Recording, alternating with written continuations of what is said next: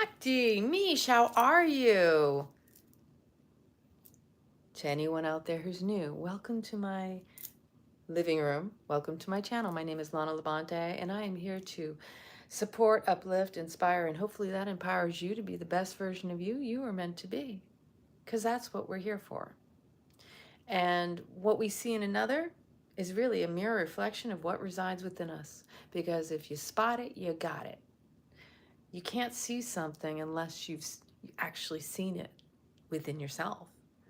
But it's kind of not always something we want to look at, because the things we see in others we dislike, we don't want to own that. We don't want to admit that that's something that resides within us. But there's power in claiming that. There's power in admitting that is me too. There are two sayings in the Kundalini Yoga tradition. They're called Yoga Sutras. Recognize the other is you. I am that too. That's what we say in Beyond Addiction.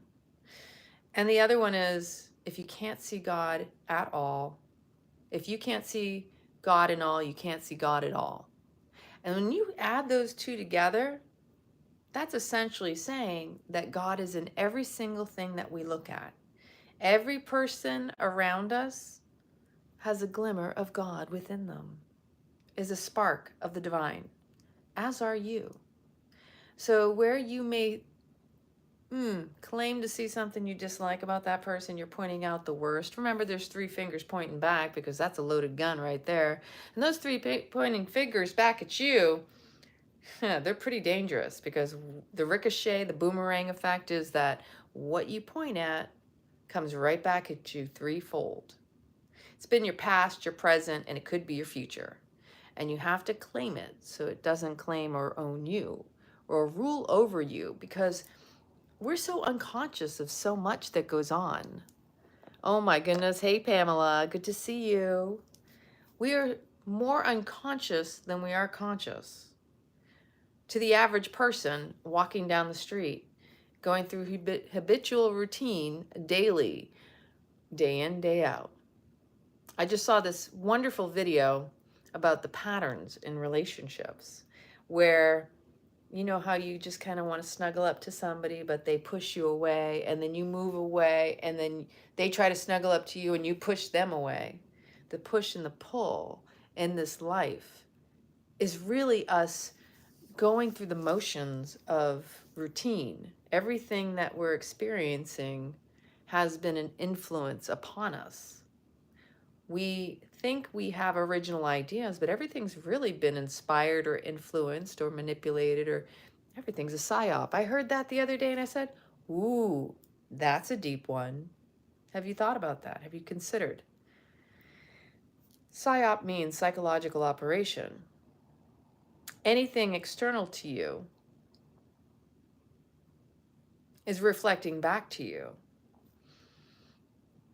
the things that this world wants you to believe. And in some ways, because you started out, you came out of the womb that was influenced from the externals as well.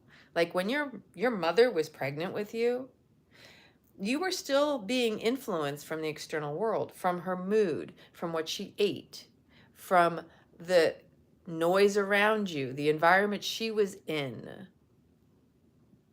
Everything influences us. And yes, the mirror shows up outside of us because we attract where we're at, and energetically, we are vibing on a certain level, for certain frequency, frequent keys that we attract the match to the frequency. And those keys come together to unlock something. And you can see it as malevolent or benevolent, because there's duality and polarity in everything. There can be a lesson, or you could be repeating a pattern, because you get to choose.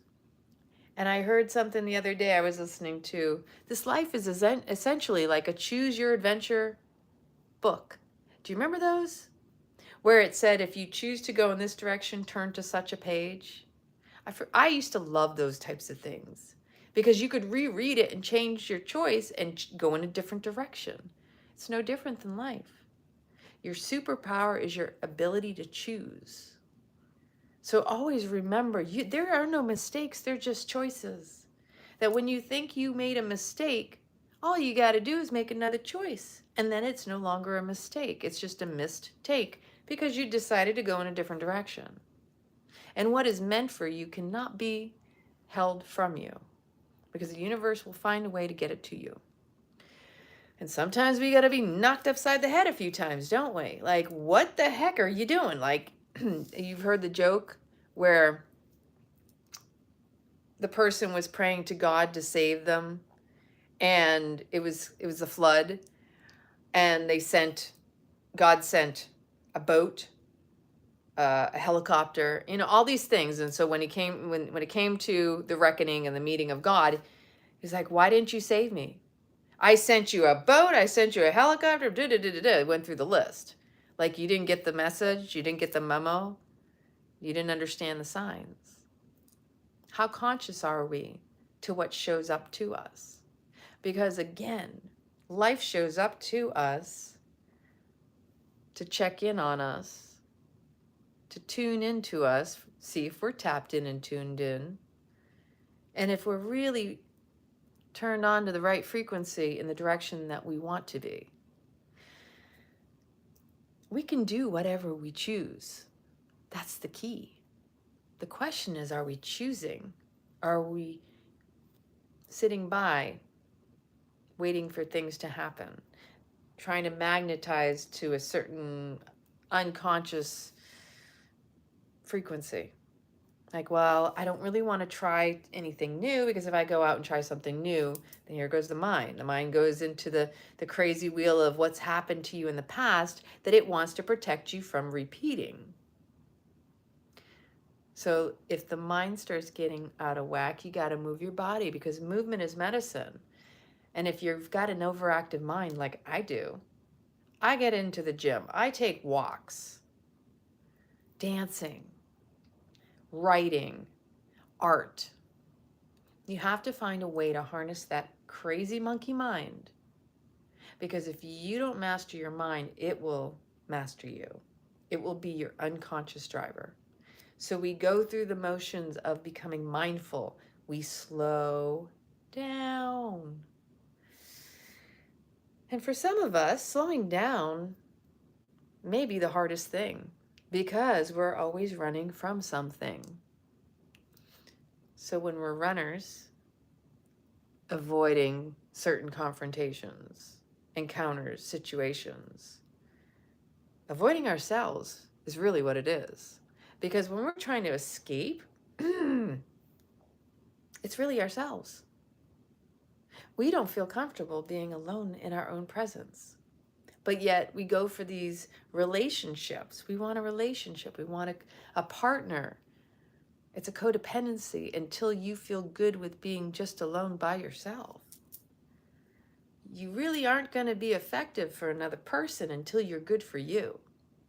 And you will attract the person who will take advantage of the energy that you bring that's out of desperation.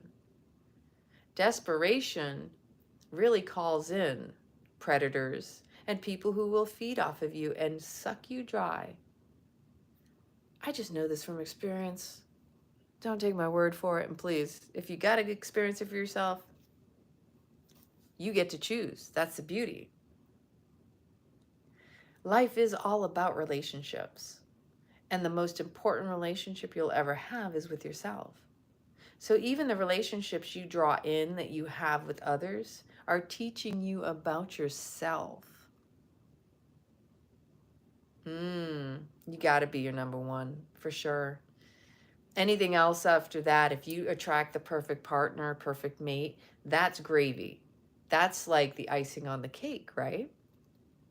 Because when we get to a certain point in our life that we're so content, now don't get me wrong, I don't plan on spending my life alone. I enjoy a partner in my life. I know, right? It took me long enough as well. But at the same time, it's like, I'm good with me and where I'm at.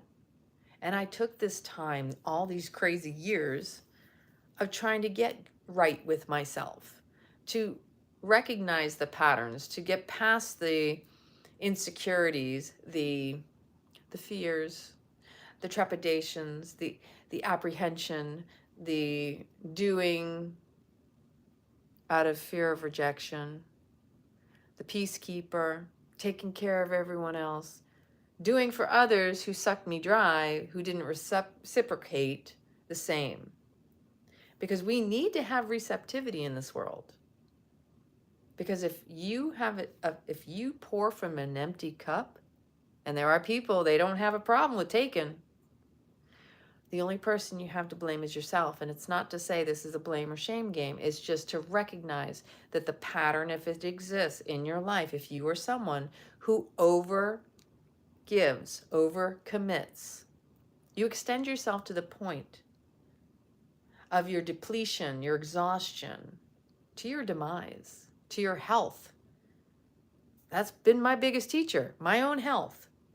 Anytime I've gone to the point where I ended up in a physical chronic issue, ended up in the hospital a couple times, you know what I mean? Like, that's a result of me not taking care of me first, not filling up my cup first, not taking care of my needs first. We need to put the oxygen mask on ourselves before we can take care of others. You can't take care of others until you are able to take care of yourself. There are a lot of people who do it, and then there's this underlying current of expectation, resentment, frustration, unspoken communication, unmet needs because of the lack of reciprocation. This is what we're all here to learn, is that humans are meant to be in unity, and we are meant to take care of one another, giving and receiving, not taking and being depleted. It's a healthy maturity. It's emotional maturity to acknowledge you can say no when you know that you are not in a position to give. That if your cup is empty, you need to fill that first. Don't feel guilty if you have to tell people, I'm sorry, I cannot support you. It is better to be honest than to try to commit to something and not be able to fill or follow through with it. Because then we get a double whammy when we do that. When we do something out of obligation, expectation, it doesn't come from an authentic space of our heart, then we're the ones who suffer, not once but twice. First, because we energetically and physically were not prepared to commit, but in our mind we allowed it. And then second, because then if we don't follow through or fulfill, then it's a letdown for yourself. Don't even worry about the other person letting them down. It's the fact that you get yourself let down twice. Once because you shouldn't have committed, and second because when you did commit, you weren't able to actually do it. And then we shame and blame ourselves. So it becomes this this snowball effect. And I learned that one from my mother. There were so many times, and I would hold out hope. How many of you out there have had someone like that in your life, where they were unable to follow through? And not because they didn't want to, but because they weren't capable. They didn't have the resilience. They didn't have the fortitude, the strength, the resources. They wanted to take care of you, but they couldn't even take care of themselves in a lot of ways. So the times that you hold out for someone who has already demonstrated their inability to follow through, who are we really angry at? The other person? No.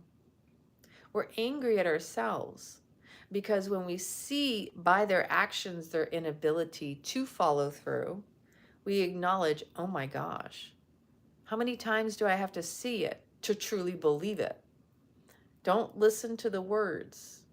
Watch their actions. And then recognize in yourself, you're able to discern whether they're capable or not. And if they're incapable of doing anything, then you should just be like, thank you for the offer, but I'm okay. And I appreciate you just, having that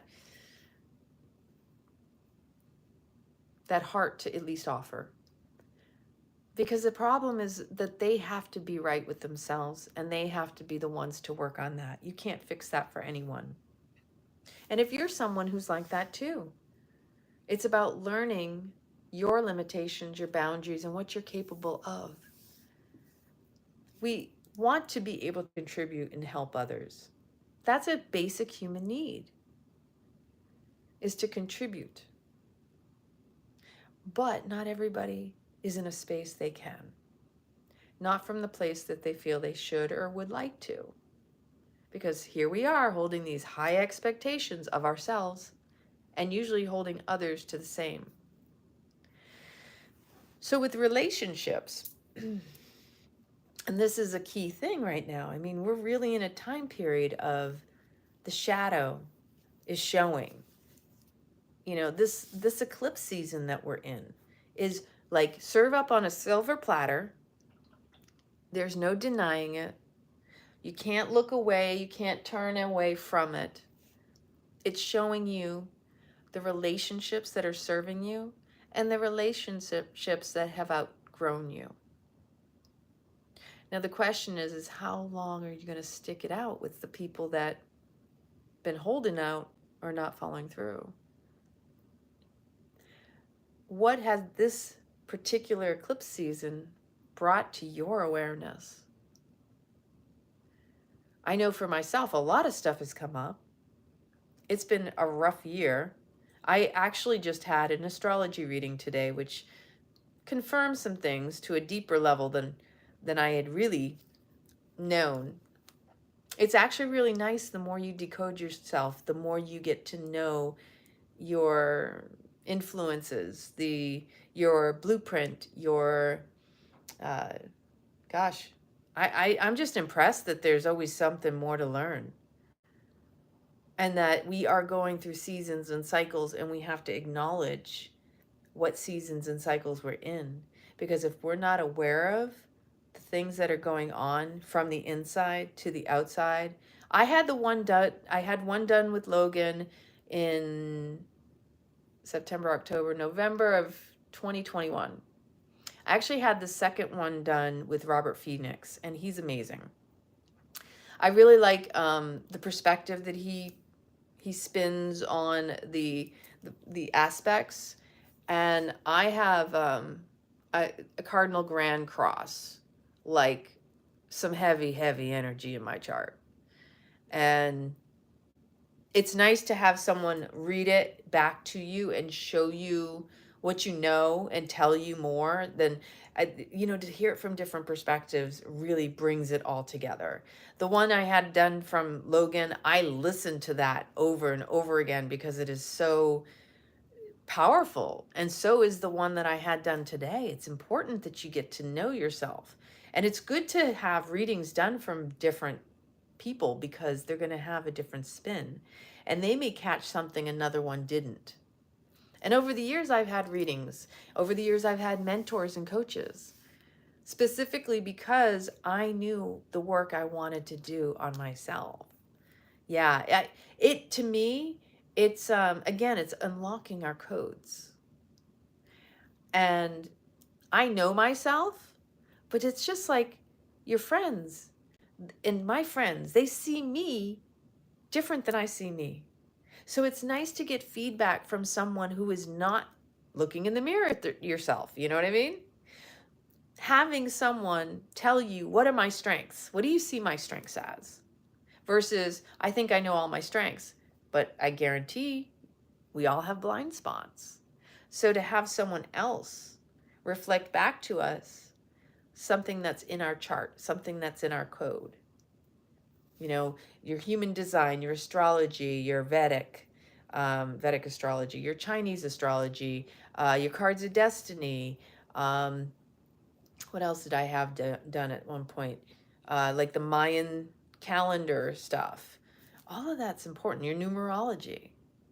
There's always going to be more to learn about ourselves.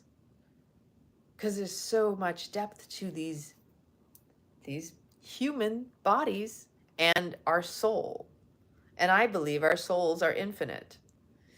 And the potential that we have is really up to us, but we have to really be conscious of it. But relationships is where we grow the most too. And like I was saying before, to know ourselves is often to know ourselves through another, because we can't experience ourself truly without the bouncing off of another. And if there's some old videos that I've done talking about this, that relationship is really the fundamental, the foundation of life. That every relationship teaches us about ourselves. So when you're in a relationship with somebody, whether it's a loving relationship, a business relationship,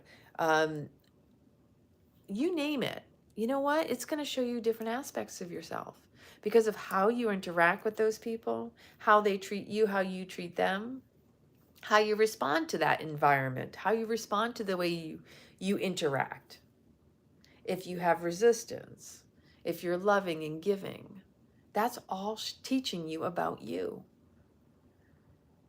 Over this past year, last year, a little over a year ago, I had the major wake up that for years I was always saying, oh, I'm just nurturing by nature.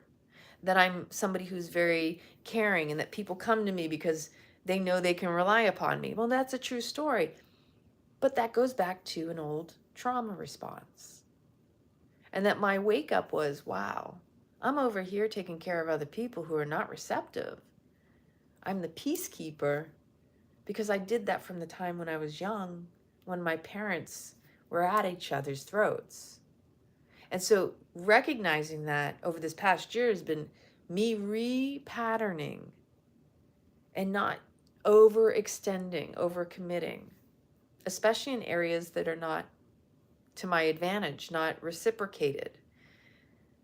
I was really sad that last year I had to sever a relationship where I had overgiven and that other person did not support me in the way they were receiving my support. They claimed to be my friend, but unfortunately, they only called when they wanted something from me. They didn't genuinely check on me when I had my surgery and ask how I was doing. They didn't even check on me about my dog when I was really sad and upset about losing my dog. It was, I need you for my stuff. And I was like, wow. This person doesn't even say, hey, how are you doing today? How are you feeling? The first words out of their mouth when they would call me within the time of my surgery and losing Buddy was, I need you. Like,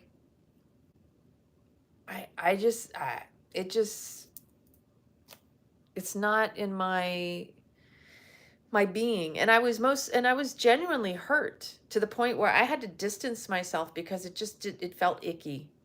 And I had already given so much of my energy, my time, and driven back and forth to that person's house to help them on their vision, their business. And they wanted me to be their partner. And then I started to feel like, well, wait a minute here.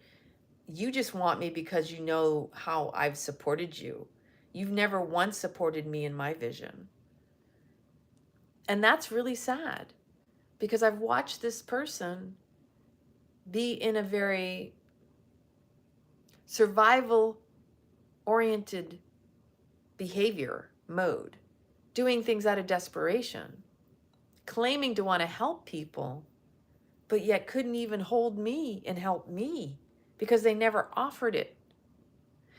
So these are the things that we as individuals learn about ourselves through others is like, wow, I felt dropped and not held in that relationship. So why would I stick around for more to give but not receive? And that when I tried to express myself and explain, here's how I feel, that person proceeded to therapize me like they were my counselor. And this is, oh, you sound like this, and this sounds like a wound and blah, blah. And I was like, excuse me, I didn't ask for your feedback. I was genuinely sharing how I feel, not asking for how you think I feel.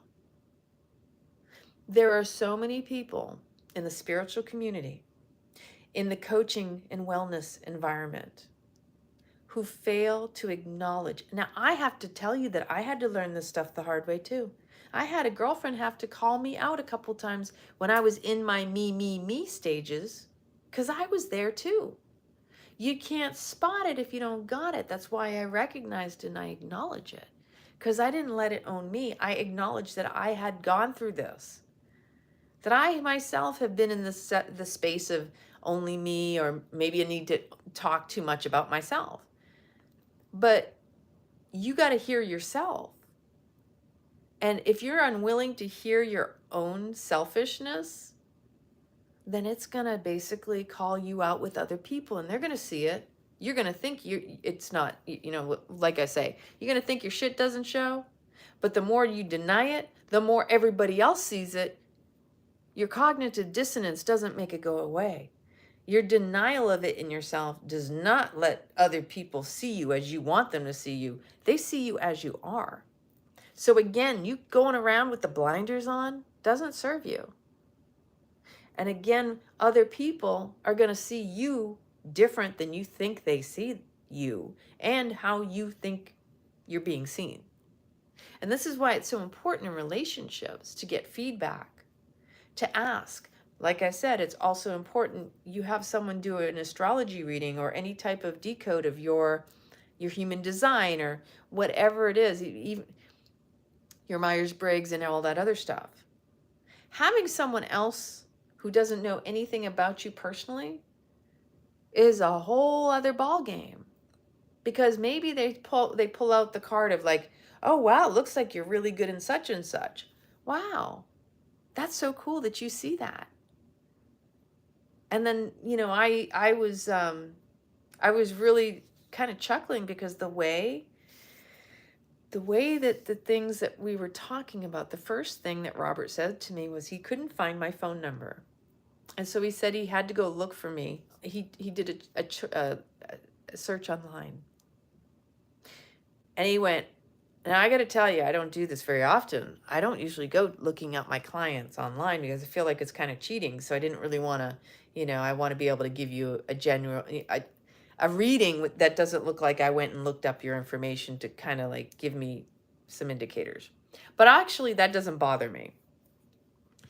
But I laughed, because I don't know. I haven't looked myself up online very much in the past year or two.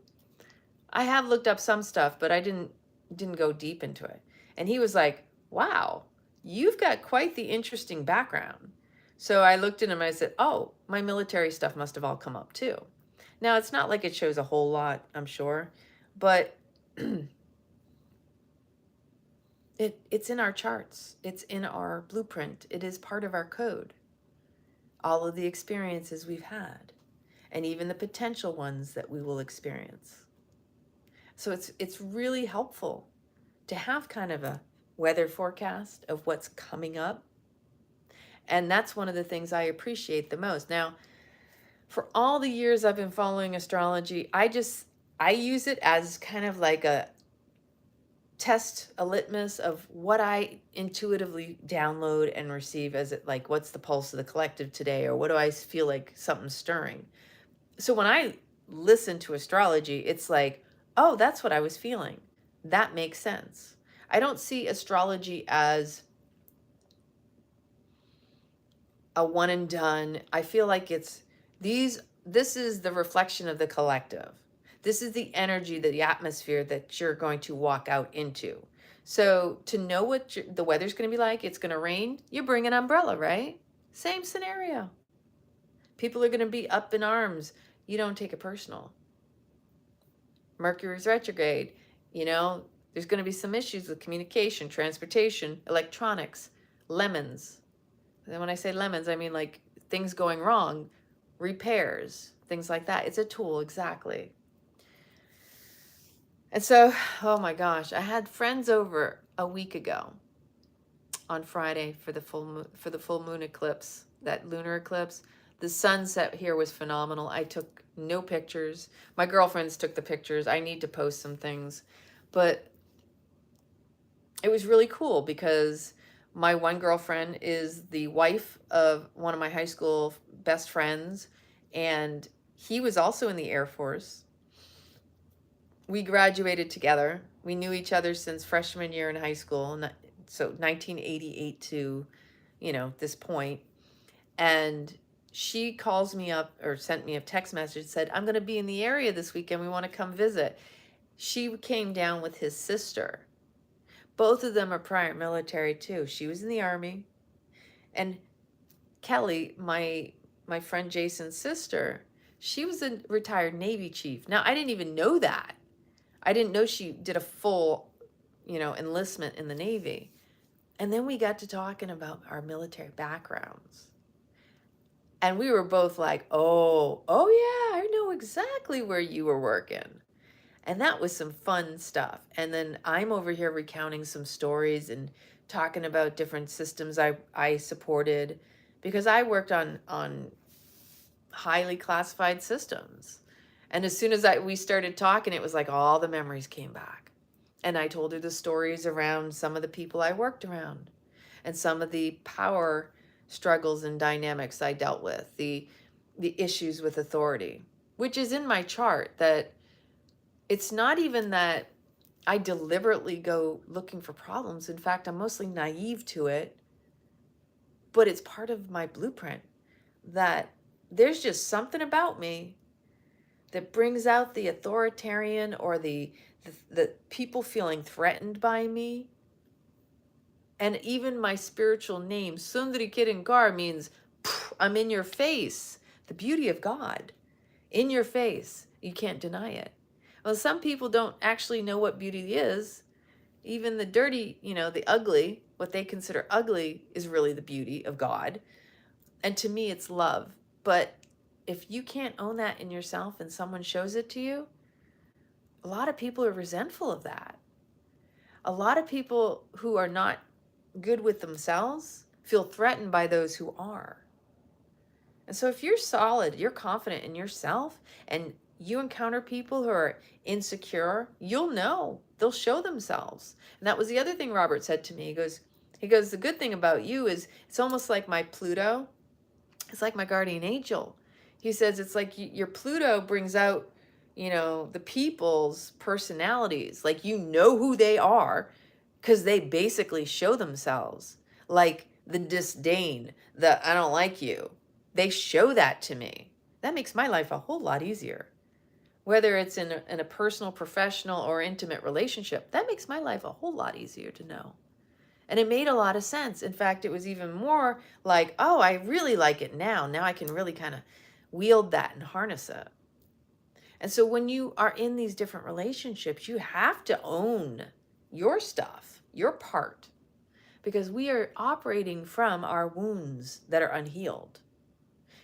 So the more we heal, the more we feel to reveal we can heal. Or basically, as I like to say, it's not even healing. It's just reclaiming. You're reclaiming the parts that you disowned, that you dismissed from yourself, suppressed. The things that we dislike about ourselves are the things we must reclaim. And that in order to rise high, you have to dig deep, bulldozer deep into your shadow and your shit. Because if you don't own it, it will own you. And it will be the conscious, unconscious, depends on how aware you are of it. It will be your driver. It will manipulate to get the needs met that it did not get in the original trauma. So that inner child is always calling in third parties to replay those past experiences. Because when they're not fully experienced, when we didn't resolve it in the original time, it creates constant repeat performances all along in our lives. So also with the compassion for yourself that, oh my gosh, here I am repeating another one of those stories. Same situation, just different people, different characters playing the same roles. The moment you recognize the pattern, the moment you're in awareness of it, Now you have an opportunity to choose if you're going to respond or react to it the same way, or you're going to choose differently. Because the moment you have the awareness, it's no longer a pattern, because you can change it in that moment. It only becomes a pattern if you unconsciously continue, and that's what karma is, by the way. Karma is you just repeating that same pattern, that same behavior, that same, I did this, they did that. They did that, I did this. It's like when you go back to visit family and they expect you to behave a certain way, or you expect them to behave a certain way, and you all play into it. You all kind of entangle each other into the old patterns. You want to break the karmic spell, do something different. That's a Jedi mind trick in itself, because when you do something different, it trips everybody else up. It's a reset, a recalibration. This is a great time for that, by the way, Mercury retrograde. This is the time period to, like, say the buck stops here. That's how you clear the karma, is you stop repeating the patterns. Karma is just repeated patterns. That's all it is. You reap what you sow. If you continue to repeat the same pattern, you'll get the same results. That's all karma is.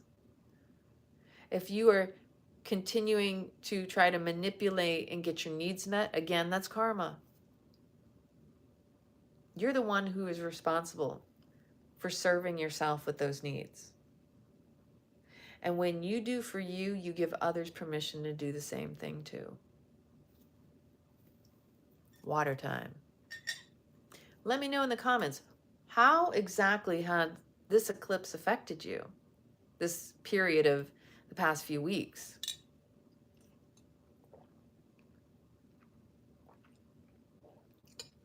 What did it reveal? Because it seems to me a lot came up around, wow, I didn't even remember that. Wow, I forgot about that. Like, that's how I've been. Mesmerized by the memories and the craziness of my life, literally.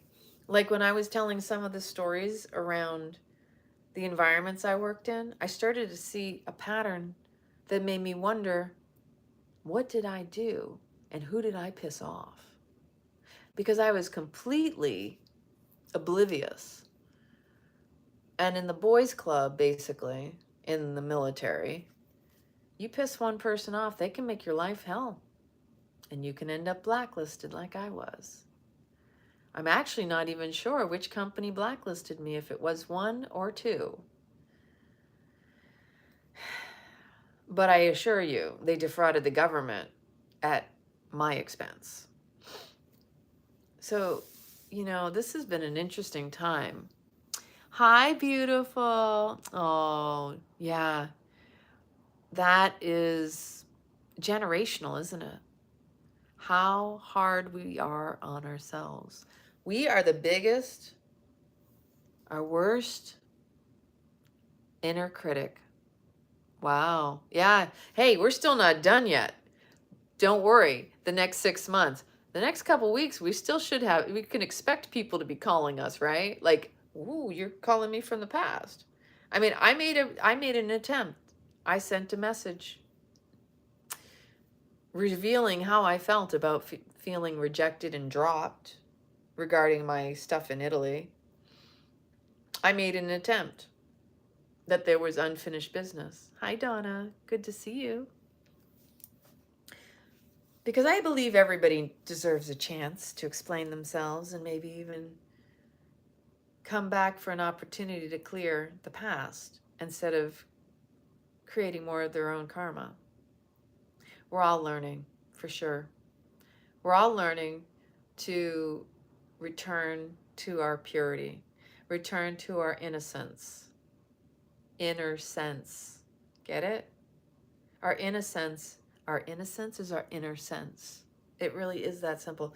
And I'll tell you, I don't know how many times I'm hearing a word and I'm hearing the dual meaning in it and I'm going, oh, that's just perfect. I get it. What did I hear the other day that I wrote down?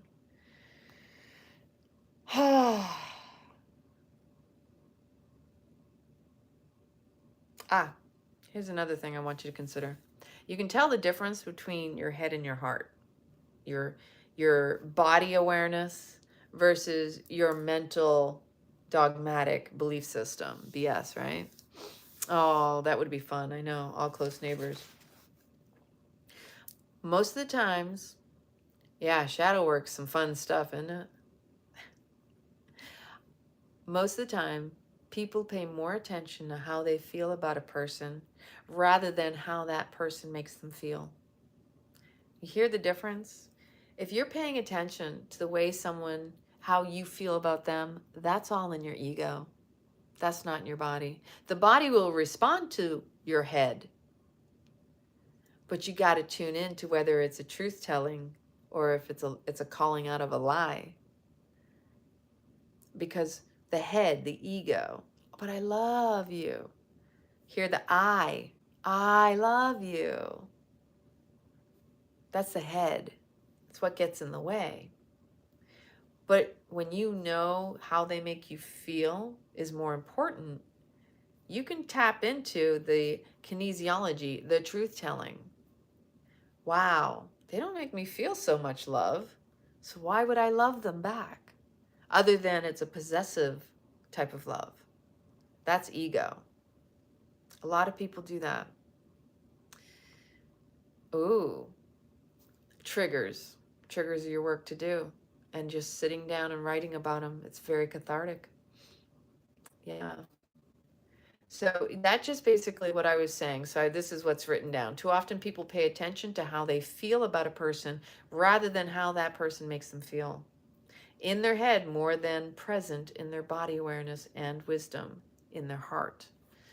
Because that's all connected. Like the head versus the heart. So many people say, oh, he broke my heart. No, he didn't break your heart. He busted your ego. He didn't meet your expectations. Your heart doesn't have expectations. Your head does. That's your BS. And even sometimes we got to call out our own shit on that, right?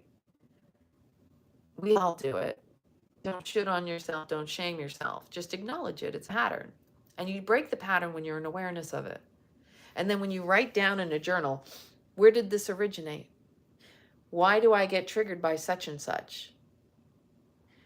It's a mental awareness. It's mindfulness practice.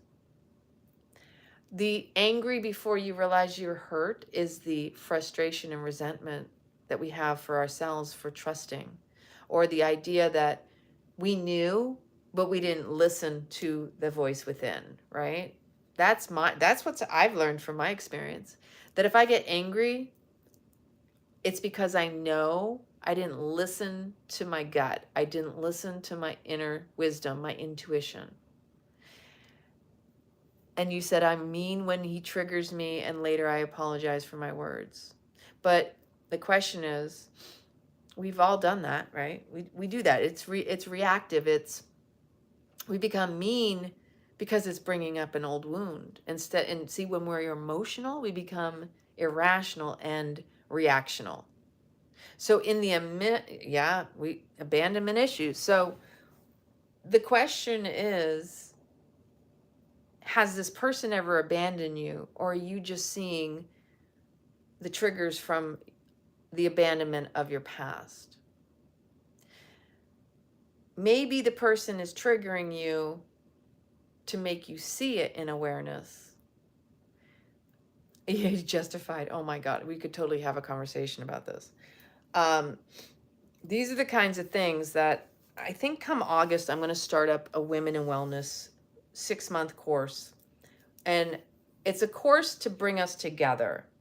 The first group of people that sign up for the first 6 months are going to have the opportunity to have the second, because it's going to be the first run, the second run for free. And the reason I want to do that is because I want to extend it out to where you get that year together to support one another. Now, it's going to be a lot of connecting. It's going to be a lot of these types of conversations around relationship, because again, it all starts with ourselves. And until we heal the inner wound, the inner child, which is the only one feeling abandoned, you're not feeling abandoned, it's your inner child. Your inner child gets triggered because you've abandoned your inner child. So when we reclaim our inner child, We become the parent of ourself, our inner child. We have to remind ourselves that what happened in the past was done from the outside. Now we reclaim ourselves and we see things for what they are, and we don't abandon ourselves. We got to start within, because when we set the standard for holding ourselves, then that's what we also can not demand, but energetically, that is the energy we will attract.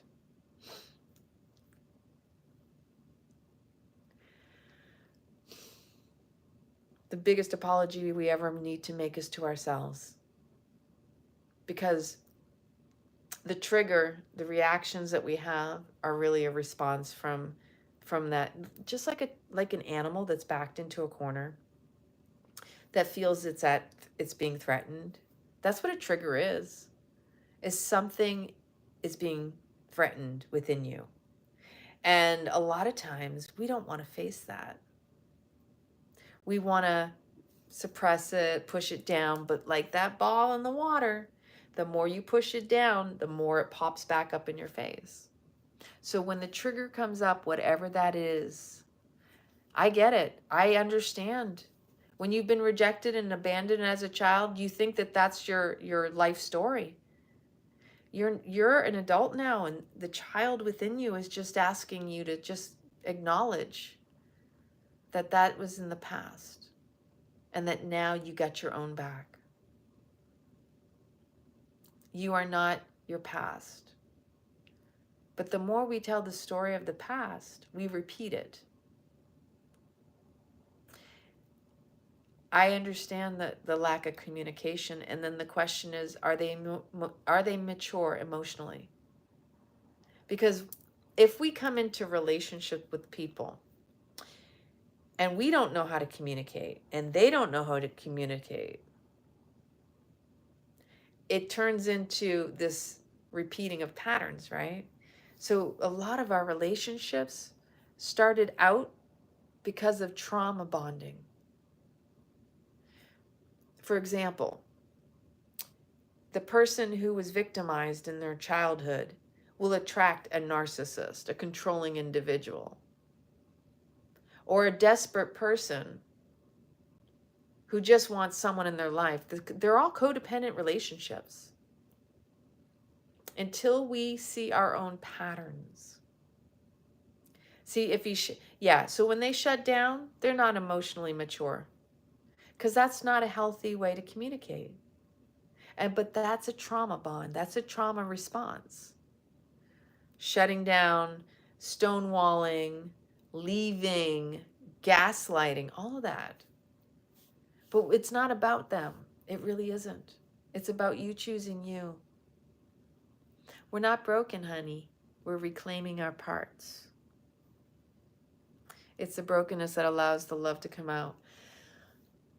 Cracks, but not broken. Because if we were really broken, we wouldn't be here. We have these blips in our radar. We have blind spots. Well, it's not that it's... Okay, so we all have patterns of trauma. And we don't have to tell a story for someone else. That's one of the things we women have gotten a really bad habit of. To tell the story of another. What's your story? Try to step outside of the story of another, or trying to figure someone else out, or getting them to understand you. Work on you getting to know you. That's another reason why I want to do a women's together, a wellness group. The original title that I had for a few years ago, it's called Women in Wellness. And it's about us coming together to acknowledge all of these old teachings, these old influences, these passed down generational curses of we're supposed to take care of the men and we're supposed to do this and this is what we're, it's all about everybody else, taking care of, nurturing, blah, blah, blah, and not thinking of ourselves first. And what that often does is causes resentment, because then we feel depleted. We don't feel like we're valued. because we're taking stock of everybody else. We're trying to keep the peace and balance it out for everyone else around us.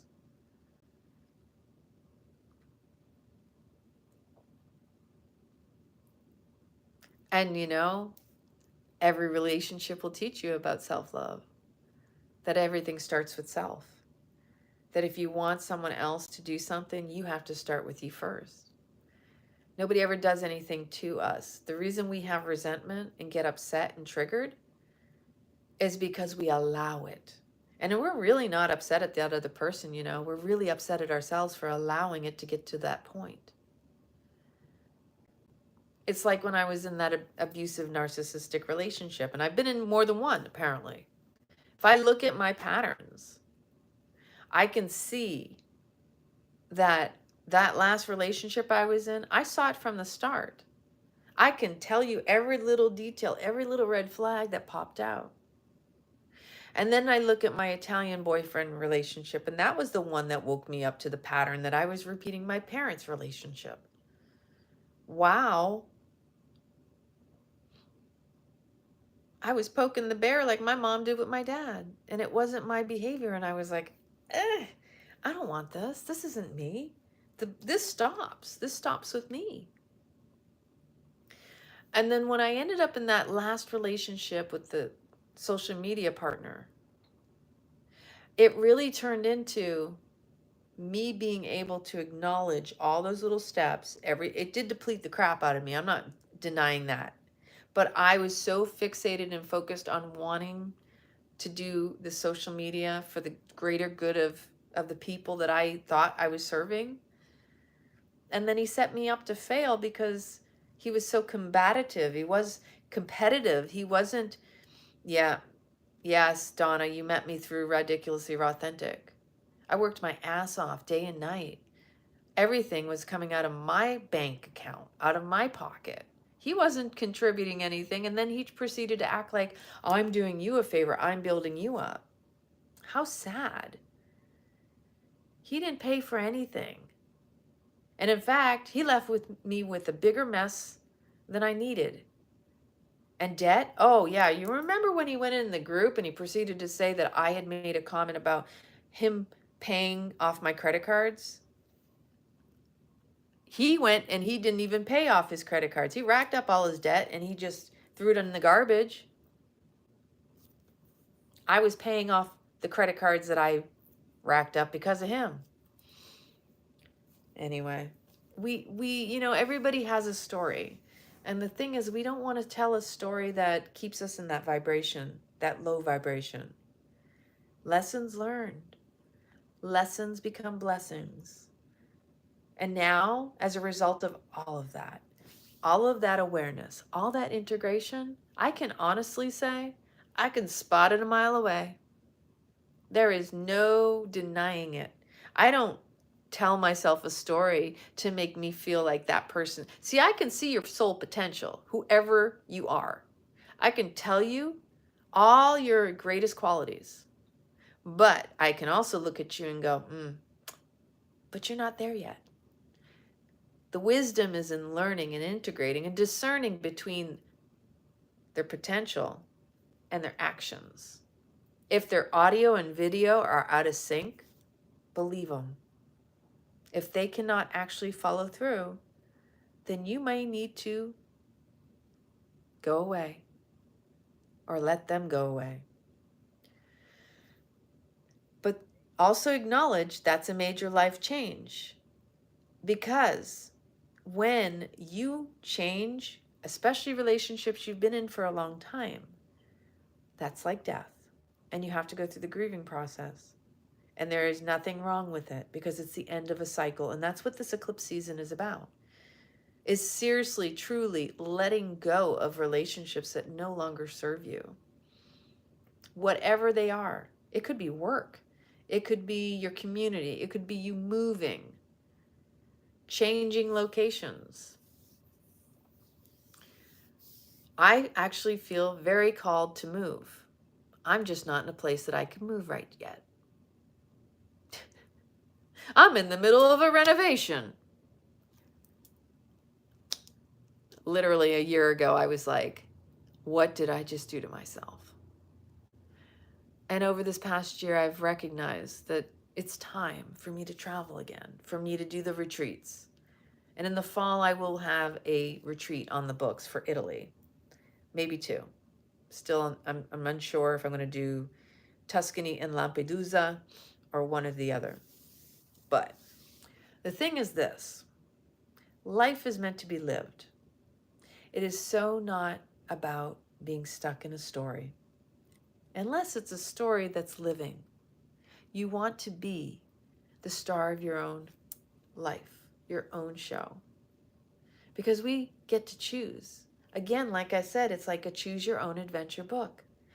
You have the power, the superpower of choice. You don't make mistakes, you just make a new choice.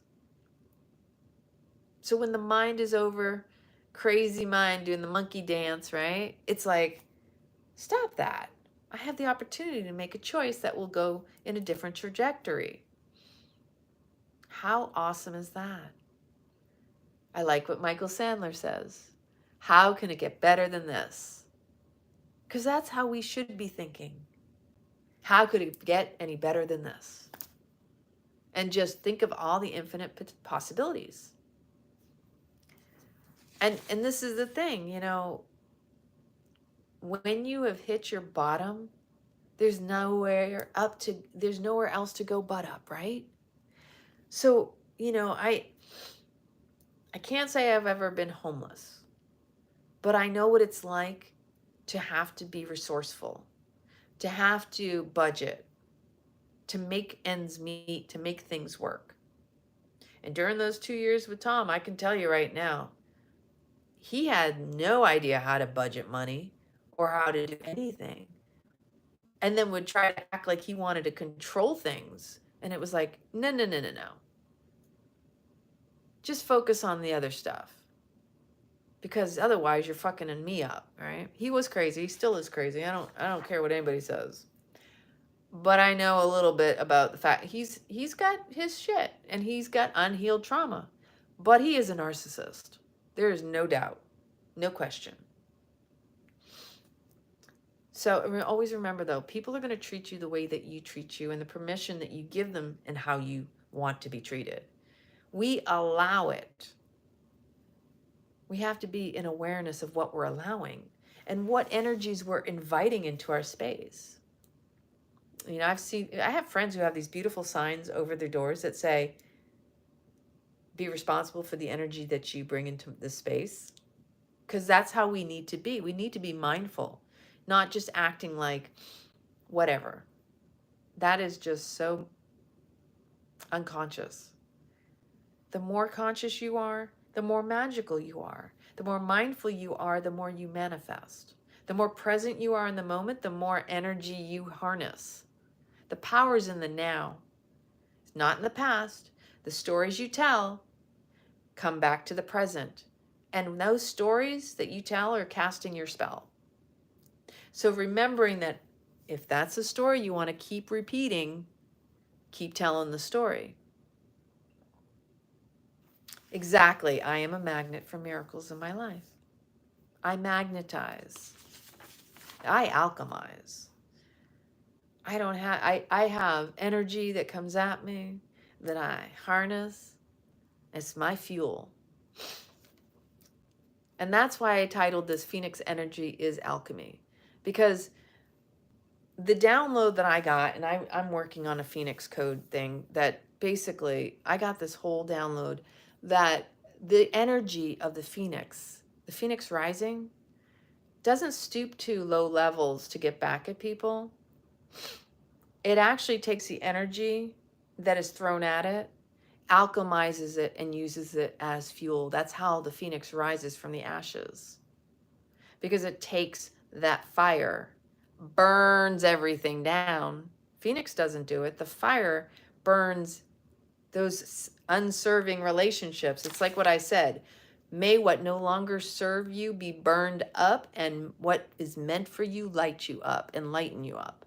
Because the Phoenix rising is alchemizing through taking that, what is no longer serving, and burning it so that you're lighter. And you don't carry that with you. Heard an ex-CIA guy say he was taught we have 3 personas, one public, private, and secret. Oh yeah. Oh yeah. At least 3. There might be more. Because we have different roles in this life too, right? Some people are mothers. And so you have those 3 personas that go with that one role. So for every role that you play in this life, when I was in the military, I had my public, my private, and my secret, right? So think about that. Every role, every title, every label that you give yourself has 3 personas. Times 3 everything. So basically we're actors on a stage with many personalities. It's a cult of personalities. Isn't that crazy? But it's truth. And remember something, when things change inside of you, things change around you. So when you work on you, you affect everything external to you. Imagine that. A lot of people avoid doing the shadow work because they're afraid. What are you afraid of? What could you ever be afraid of? Because the more you're willing to go in and face the pain, the fear, the scary monster in the dark, which is you, the more you're willing to go into it, the more you'll find the richness that comes from it. Because people don't understand that your shadow is also part of your power. That when you claim your shadow, because that's all it is you're integrating, and you're taking your dark and your light and you're making them whole, like the yin and the yang. You can't have one without the other, because they are part of each other. So when you really truly tap into that shadow side of yourself, then you notice, wow, there's some power in there. There's actually some golden wisdom and nuggets in there too. You start to learn where you yourself have manipulated and did the same things that you see in others, which is why you're able to see them to begin with. You spot it, you got it. Like, wow, I'm pretty powerful. I'm capable of doing that shit that I don't like in that other person. You can't be afraid of the monster you can be. Because the one thing about humans, again, your superpower is choice, is your ability to restrain. Of course you can be a murderer. Any person out there can be. But it's up to you to choose not to be. It's just knowing your power, that you have the ability to be that. That's emotional maturity. That is your superpower, to choose and discern what is right and wrong for you and what you're here to do. Because that's in service too. It's not weird. It's just this changing the way you think about it. Right? If you change the way you see things, the things you see will change. And you may think that yourself is, oh, I could be a murderer. But you can also birth something from that. Because when something dies, you think in terms of murderer, it's like, it's not just murdering a person. It could be actually that shadow side of you has been killing you from the inside out because you're unwilling to face it.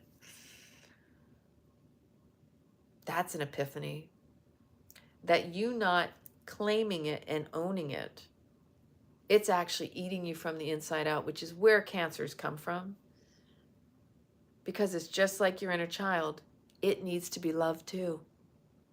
I know so many people can't understand this idea of, if it's dark and ugly and it's bad and it's malevolent and evil, then there's no reason it deserves love. That's an aspect of you too. Of course it does. And God loves it all. So who are you to judge it and say that it doesn't believe, that it does not deserve love? Again, recognize the other as you. And if you can't see God in all, you can't see God at all. there are a lot of people, and I see so many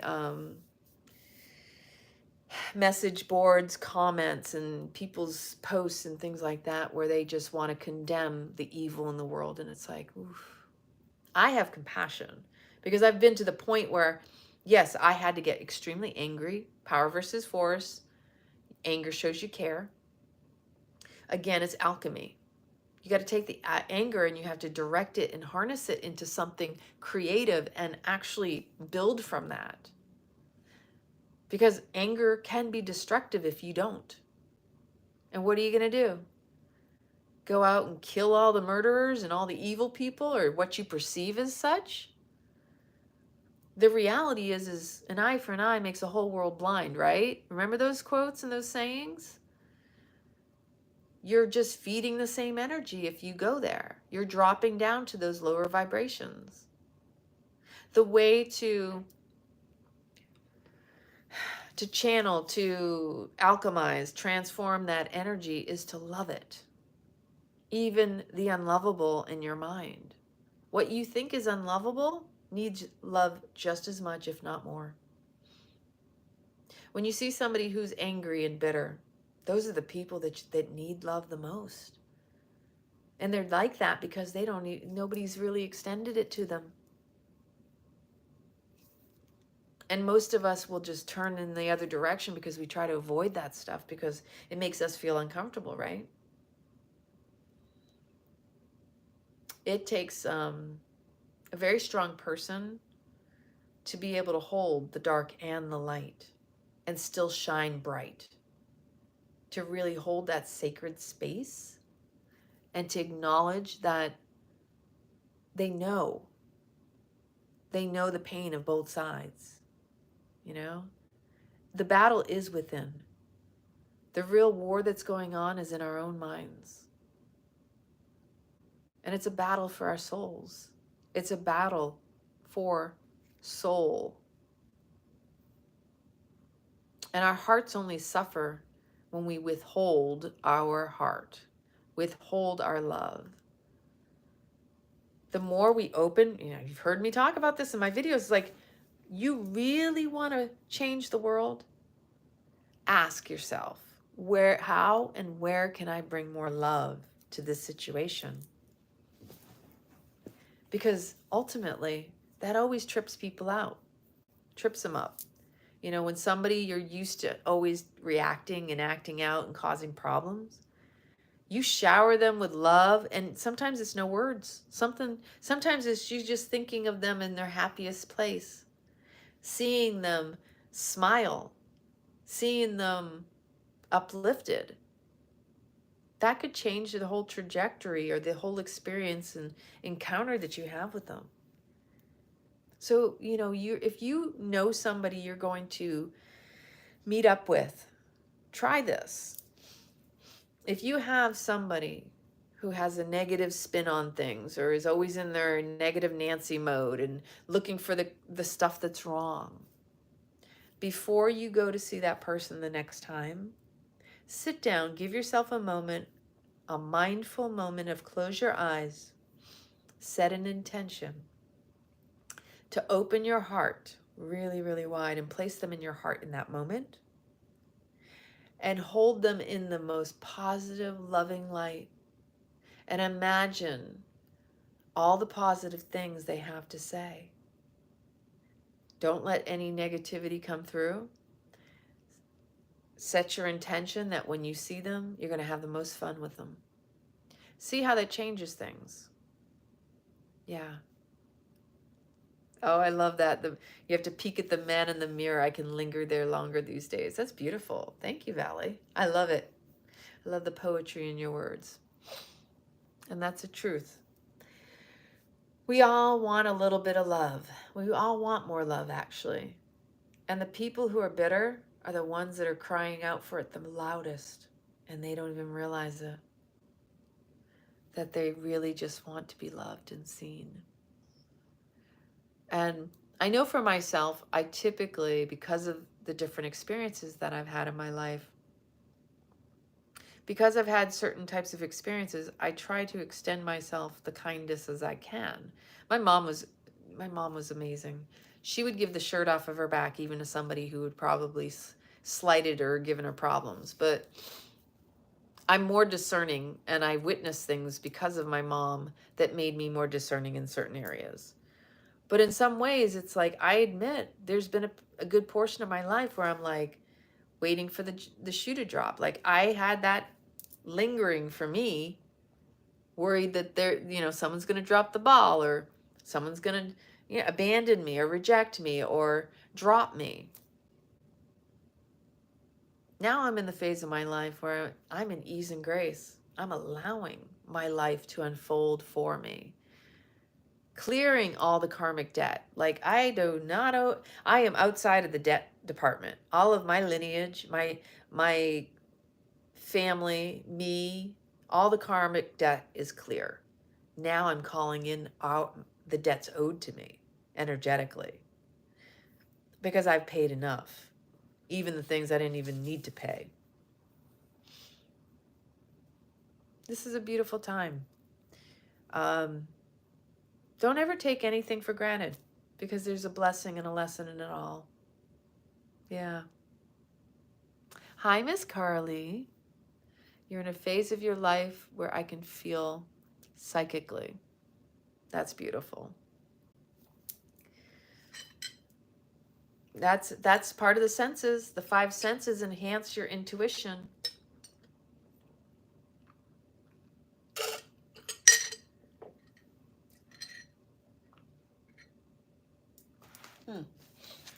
Alrighty. That is my, yep.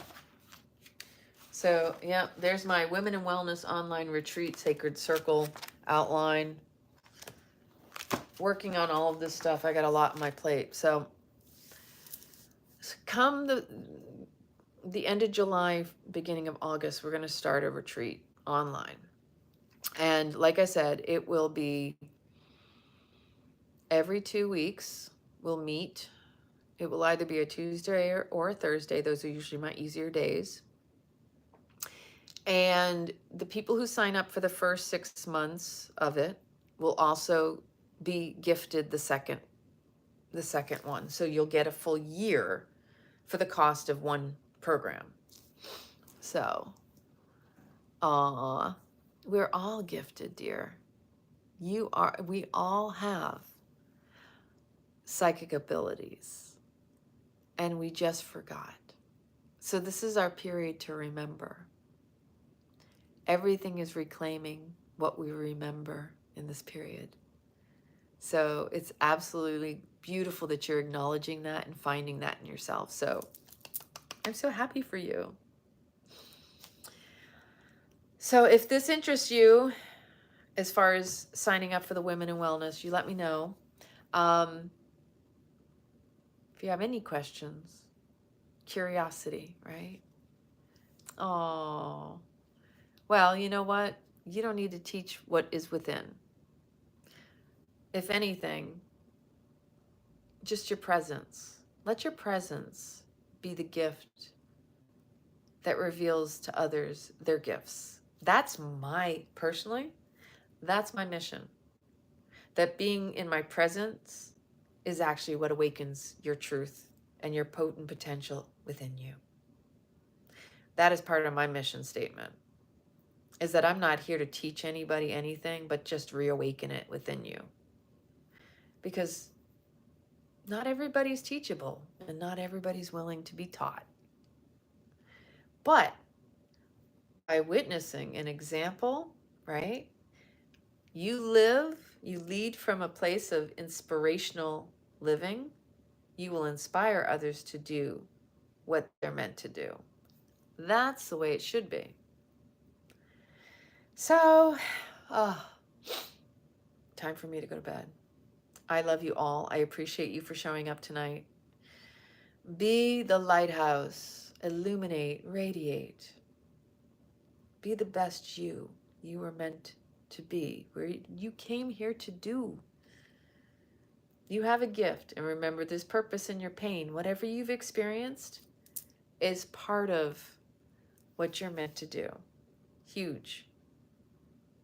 Oh, honey, I'm right there with you. not caring what other people think. It takes some time to unravel that string, to peel that layer off one by one. Because we basically were taught not to care what other people think, but yet that was subliminally programmed into us. Isn't that ironic? You're not supposed to care what other people, don't worry about what other people think. Oh, I don't care what anybody thinks. Even by saying that, it implies you care. So it's like, don't care, but yet you do. It's a mind fuck. Just saying. Then you get to a point where you realize the people that you thought or you think care, most of the times they're not paying attention. And what they think is none of your business. That's even better. We care only because it's about our insecurities.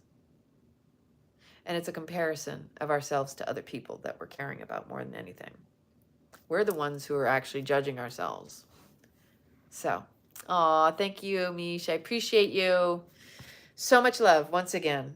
Guess what? I don't care. I love it. Have an amazing evening today, Thursday, day of Jupiter. Expand. Open that heart wide. Choose to bring more love to every situation and encounter that you come in contact with. Every person, people, place, thing. Send it out to the universe. Even when your monkey mind goes crazy, bring it back to your heart. Because the head is the only thing that gets in the way. The heart will never lead you astray. Have an amazing night. Lots of love. Mwah, mwah, mwah.